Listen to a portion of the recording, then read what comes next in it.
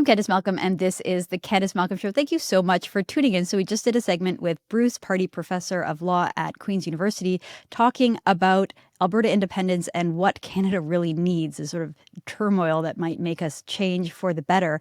And I asked him to stick around for another segment because I want to talk to him about tariffs. He had a piece in Epoch Times talking about the fact that free market people, generally speaking, have an absolute revulsion towards tariffs. And yet, in some cases, like he said, even with President Trump's tariffs, they are actually useful and meaningful and serve a purpose. So I wanted to talk to him a little bit about that. Bruce, thanks for sticking around. Oh, great to be here, Candice. Thank you. Okay, so this is a really interesting conversation because we were just talking about Canada and how it exists and the purpose of Canada. What is Canada? And it seems to me that our economy is basically entirely intertwined with our government. That it's hard to even think of an industry in Canada that doesn't have the sort of clause of government in it. And it used to sort of be maybe I don't know, like a liberal policy that they would reward companies and industries that they like with corporate welfare. I don't see anything different happening under conservatives, like someone like Doug Ford, Premier of Ontario.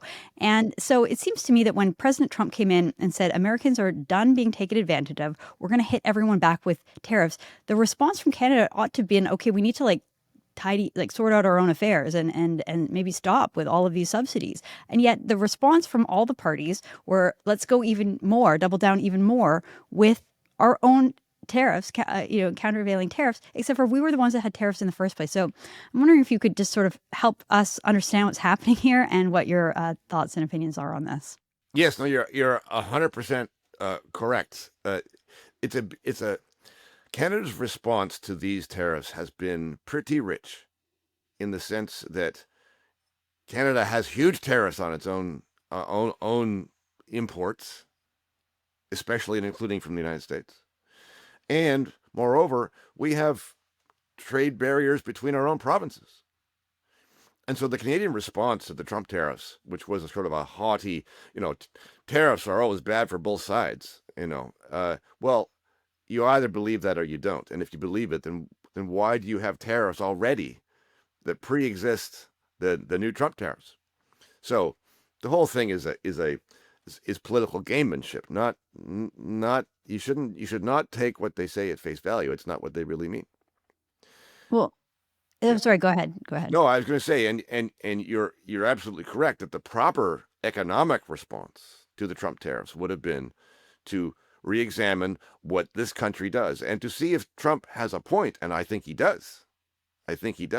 So if it had been done sensibly, one would have decided, for example, to dismantle the Canadian supply management system. Just one example of the kinds of trade restrictions that exist. But of course, that can't be done politically. That's a sacred cow. And so you have to keep on going down the path that you're on, and the path that you're on is, well, we're going to retaliate with our own tariffs, which are silly, because that's going to hurt your own people, first and foremost. It's not going to make nearly as big an impact on the Americans as the American tariffs do on us. So it is political gamemanship as far as I'm concerned.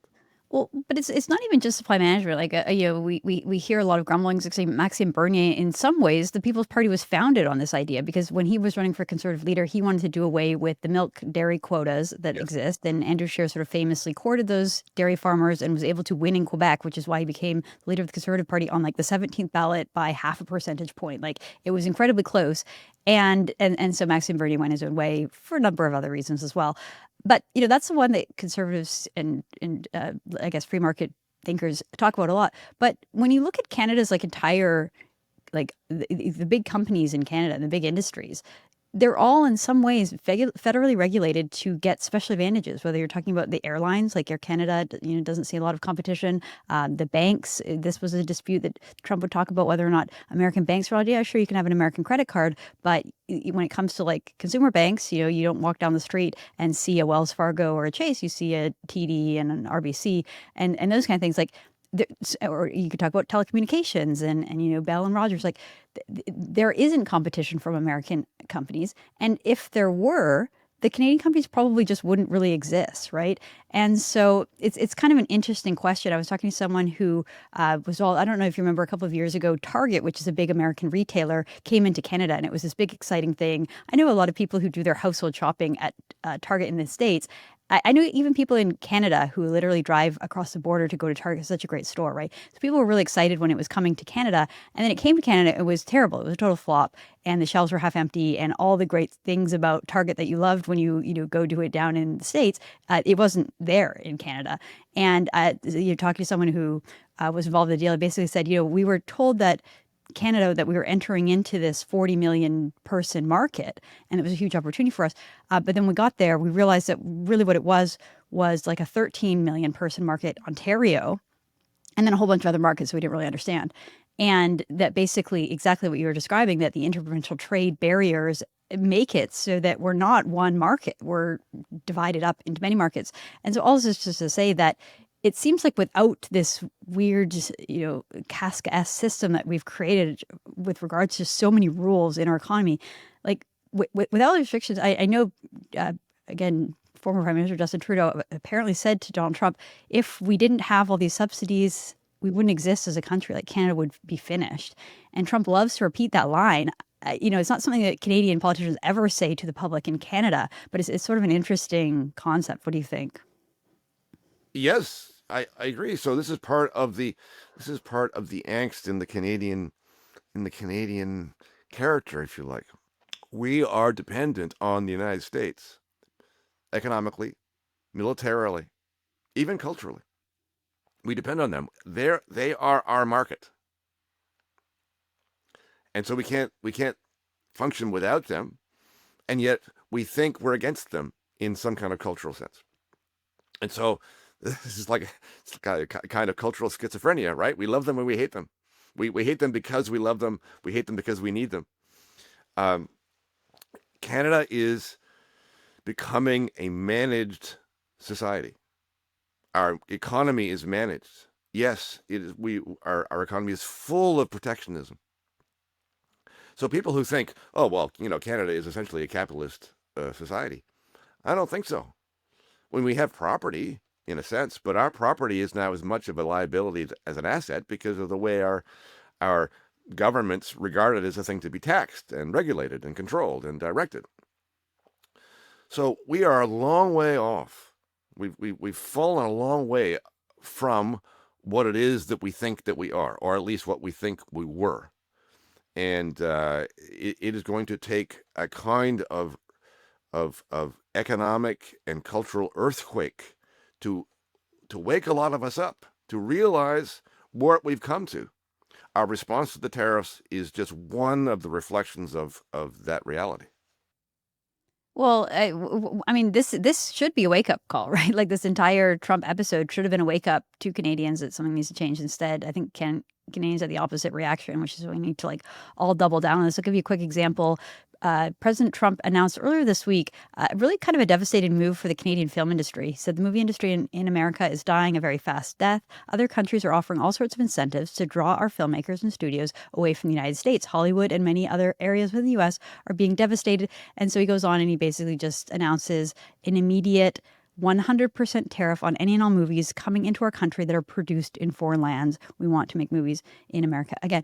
Okay, this is completely true, right? Like I grew up in Vancouver. I have a lot of friends that are in the movie industry, and I've been watching it since its inception. And it was a government creation, right? The whole idea was that they bribed these movie studios to film movies up in Vancouver just to create jobs. It was a make work program, and oftentimes the government will be spending more money on these subsidies than the jobs would even create, right? And so this is something that's been propped up for, I don't know, 20 years. And oftentimes, again, like companies will take advantage of it. It's like, we get the tax credit for 3 years, and the idea is that they stick around, and then the tax credit ends, and the company just up and moves. And so Trump is just saying, like, you can't do this. We're going to hit you back. So it was Canada subsidizing in the first place, Trump hitting back with the counter tariff in response, and then our response again is, okay, then we're going to do something else. And even someone who used to be a friend of at least conservatives and free market ideas, former premier of Alberta Jason Kenney, he kind of like doubled down on this idea. He wrote on X, proud of the work I did as premier massively to expand Alberta's film and television industries. And so, like, the idea was that he was proud of what, subsidizing companies to come up to Canada. Like, like, why is that the role of a conservative premier? I don't understand. I don't understand it either. And so the analogy I like to use, and I use this in the piece that you referred to off the top. So let's imagine, forget the border, forget the different country for a minute. Just imagine you have two businesses in a small town, and they sell the same stuff, and one of them is subsidized. Okay, we don't think that's okay because it places the other one at a disadvantage. That's not the rule of law. That's favoritism. And so to fix that, you either have to take the subsidies away, or you have to give the other company subsidies as well, so everything's equal, right? And the only difference here is those competitors are in different countries, and one of the countries is giving their company subsidies. That's not a level playing field. And if you're Trump, you say, I see what you're doing. You are placing our competitors at an economic disadvantage. It's not a level playing field. I'm putting tariffs on. I think that's a fair response. If our industries, like the film industry that you're referring to, cannot exist without government subsidies, then it cannot exist because it's not competing well. If you really want to succeed, you compete on a level playing field and you beat the competitor who's also not getting subsidies. And if you can't do that, then you fail. Right, and it's sort of like a double subsidy because the Canadian dollar is also lower, right? So for these American Sure. studios, they come up to Vancouver and they're paying 70 cents on the dollar. Right. That's a subsidy in itself, in a way, maybe not intentional, but that's just how the market is right now. But then on top of that, you get the government of British Columbia film credits, the government of Canada film credits. It actually drives me crazy. This is like a minor pet peeve of mine. I have little kids and they watch some TV. And one of the shows that they love is a show called Bluey, and it's about an Australian dog. And it has some film credits from Australia. But the show is like basically like a walking ad for Australia. Like it showcases Australian culture and it gets you excited about the idea of and now they have all kinds of tours Australia you can go and do like Bluey stuff. And so at least you could argue that there's some value to the country for having this like hugely popular children's television show. And you compare that to Paw Patrol, which is a Canadian show. And it gets all the same kind of film credits and all this kind of stuff, even though it's like a massively, like astronomically popular, successful show that's been around for like a decade. And yet, when you watch that show, you'd have no idea it was Canadian because they don't even mention Canada. They don't even pretend to have a Canadian identity at all. That's just side of his side. If we're going to put money into something, you might as well actually get something for it and have some kind of a Canadian identity. They don't at all. But it's like, why does the government have to be involved in every industry? And this is a second pet peeve of mine, Bruce, and I don't want to draw you down into this media well, but if you look at YouTube after Carney and Trump had their bilateral, the reviews were pretty devastating for Mark Carney. Everyone was pointing out, not just YouTube, but X, anywhere on social media, people were pointing out how uncomfortable Carney looked, how Donald Trump played him, how it was like a game of, if anyone who's read The Art of the Deal, how Trump just really outplayed him. He embarrassed him. He was speaking all these things that Carney said that he didn't say anymore. He was saying them again about 51st State and all this stuff. Anyway, if you were on social media, you would, and you didn't see the meeting itself, you would assume it went very badly for the Canadian Prime Minister. If you're watching the legacy media, however, it's like a totally different picture. So I had my producer here just do a scan of like some of the headlines and some of the clips, and it's really just like remarkable, the propaganda at work here. So, Toronto Star here headline, we got the first glimpse of the new Carney-Trump relationship. Our guy sounded pitch perfect. CBC, I like this guy. Carney gets warm words from Trump. The rest has to wait. Another CBC headline, Carney tells Trump Canada is not for sale. President praises PM as a very good person. And then I'll just show a quick clip here. So this is a CBC analyst, Catherine Cullen, celebrating Mark Carney's use of humor to diffuse tension at the meeting, praising his facial expressions as he sat awkwardly with the president. Let's play this clip. I did think the way he tried to use his sense of humor to diffuse the situation was striking, and it does hold some significance. Let's take a look at another moment where that is on display, where Donald Trump is again asked about this idea of a 51st state. Mark Carney has said no thank you, but Trump isn't relenting. Let's watch Mark Carney's face here. Now they're stepping it up, and that's a very important thing. But never say never. Never say never.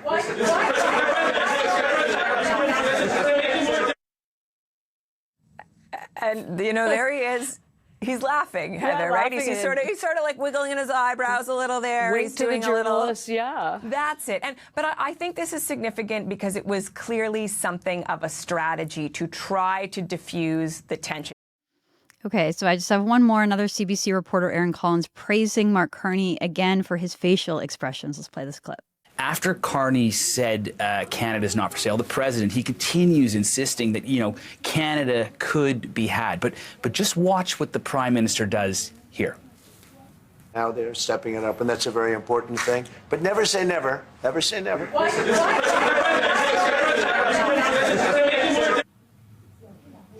So you can see it's quick there, but he's very quietly mouthing the words never. He's looking away from the president, but he's careful not to insult the president while doing this. So firm but polite, no easy task.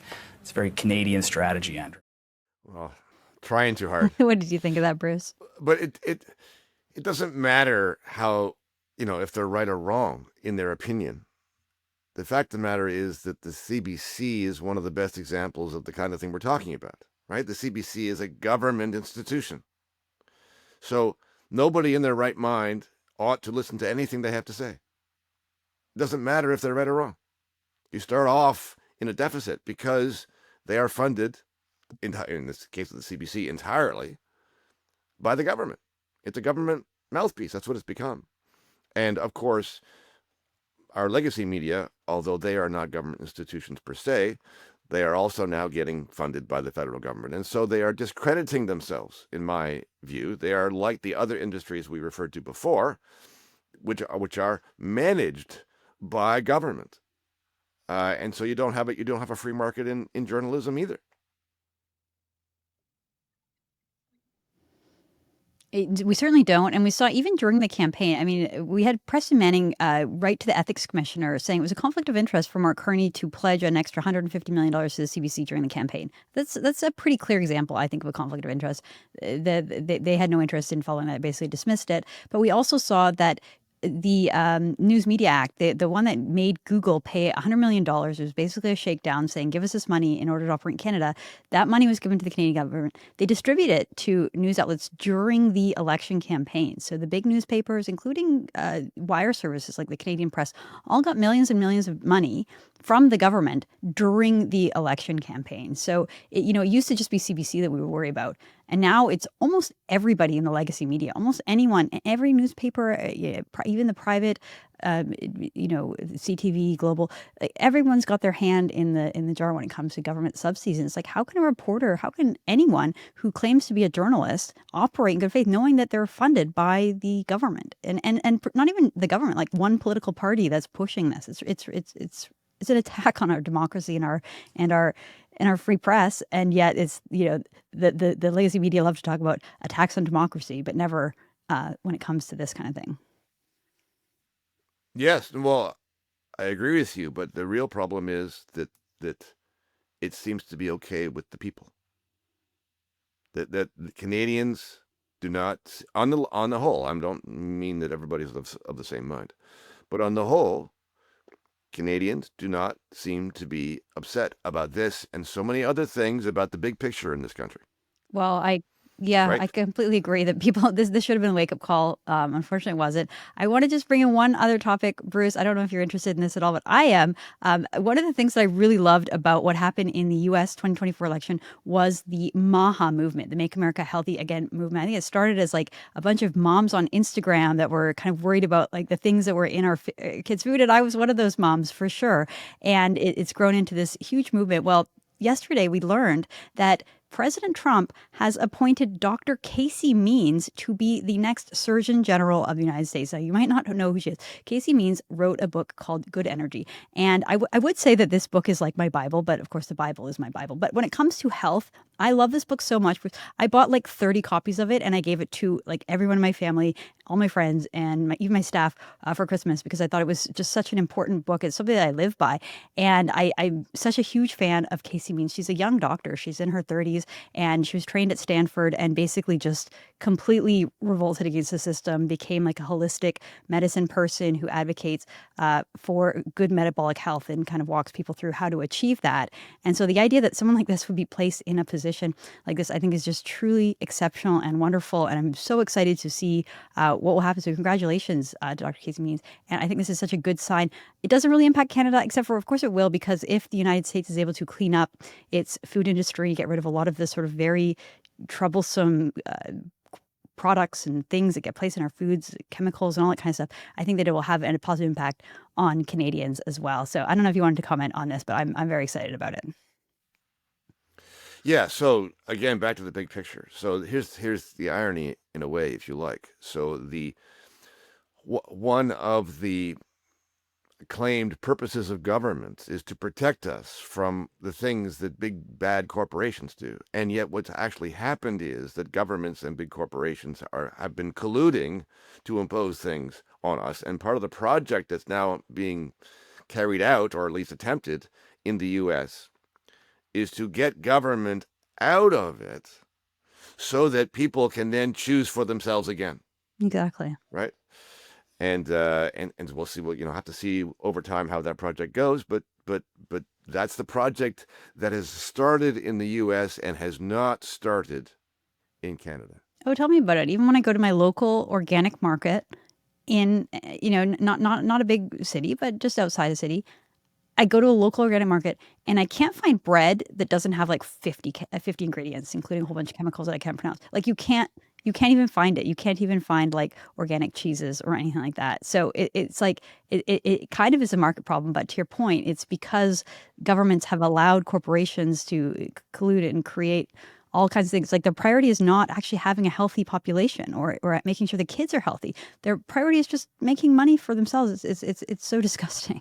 And part of the reason you can't find bread to your liking is that the people who make the products, going back to our supply management point, the people who make the products, including the cheese and the milk and the eggs, all have to be licensed. They're all government approved.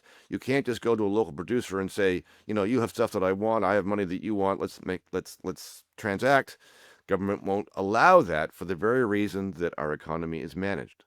No, you're so right. And even this is just another anecdote, but I went to a Whole Foods. I had to drive like 45 minutes to get to the closest Whole Foods. And I noticed that the shelves were like half empty there, right? This is a big American organic grocery store they brought into Canada. They have a couple of locations. And so I spoke to just, the guy that was stocking the shelves. And I'm like, what's happening here? Why can't I find all the stuff that I find if I'm in the Whole Foods in the US? And he's like, it's hard to find suppliers because you have to translate everything into French. So the labeling and a lot of our suppliers in the US just don't, it's not worthwhile financially for them to create all new packaging just to set it up to Canada. So it's exactly your point. It's because of these crazy government regulations that even in a place where there aren't French speakers, they still have to put French on all the boxes and all the labels. All right, Bruce, I always enjoy the conversation. Thank you so much for joining us. It's been a pleasure. Oh, thanks, Candice. Always a pleasure. Thanks. All right. Hope to see you again soon. That is Bruce Pardy, professor of law at Queen's University. I'm Candice Malcolm. This is the Candice Malcolm Show. We'll be back again tomorrow with all the news. Thank you and God bless.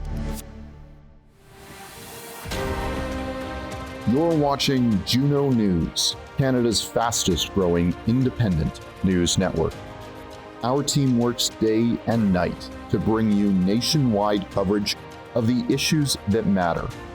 Honest reporting of the stories that put Canadians first. From far and wide, Juno is doing the work to turn the dial in the right direction, bringing you the news from the field and in the studio. Wherever it takes us, we get the job done.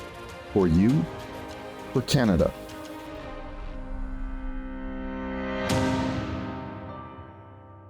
Subscribe today and help us replace the CBC.